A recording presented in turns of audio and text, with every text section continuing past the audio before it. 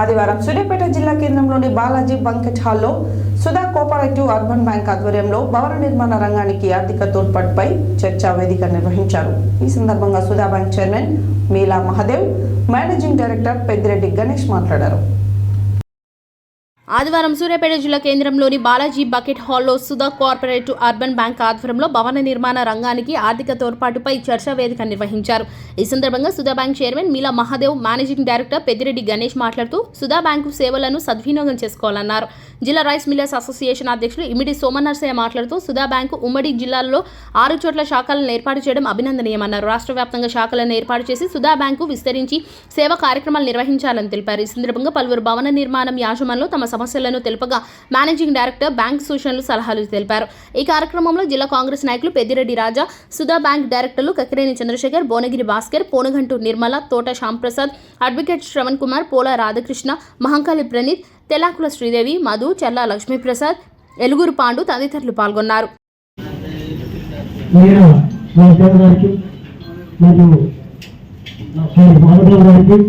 మరియు వేదిక మీద ఉన్న పెద్దలందరికీ మరియు సుధా బ్యాంక్ ఖాతా వాళ్ళందరికీ నా యొక్క నమస్కారం తెలియజేస్తూ, ఈరోజు కాంపిటీషన్లో ఉన్న మార్కెట్లో మేము లోన్లు ఇస్తాం, మీరందరూ ముందుకు రండి, మీరందరికీ అండగా ఉంటామని ఈ సుధా బ్యాంకు ముందుకు వచ్చి మనకి మీటింగ్ పెట్టి ఇలాంటి బ్యాంకులు ఈ రోజులలో లేవు.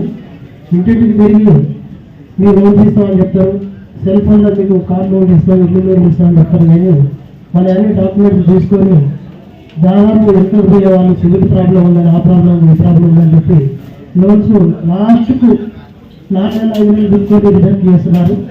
ఆ సమయంలో నేను మా తిరుమలకి నుంచి ఒక 4 అకౌంట్లు కూడా సార్కి అప్పచెప్పాను. ఈ మధ్యలో వాళ్ళు 3 డేస్లో లోన్ ఇచ్చారు. 25 లక్షలు, 10 లక్షలు, 15 లక్షలు అట్లా లోన్ ఇచ్చారు.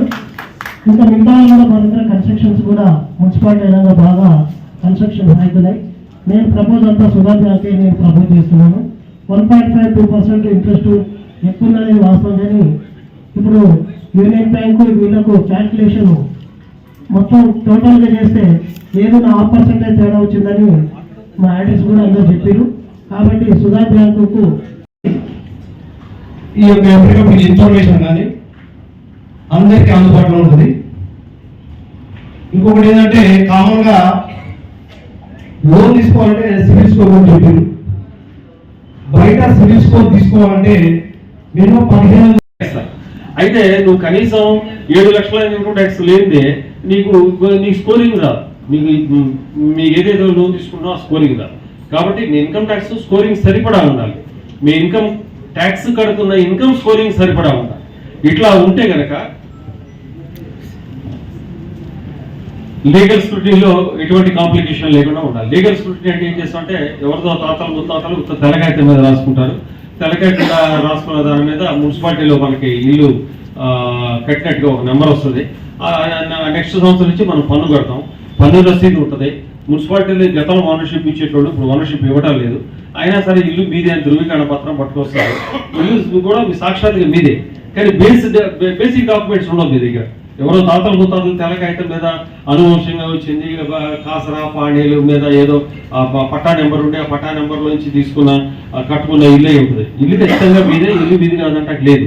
కానీ బేసిక్ డాక్యుమెంట్స్ ఉండవు. అంటే ఒకవేళ ఎవడన్నా ఒక 50 సంవత్సరాల తర్వాత దాని మీద సూట్ ఫైల్ చేస్తే ఏమవుతుందంటే అది ఖచ్చితంగా ఇబ్బందికరంగా మారుతుంది.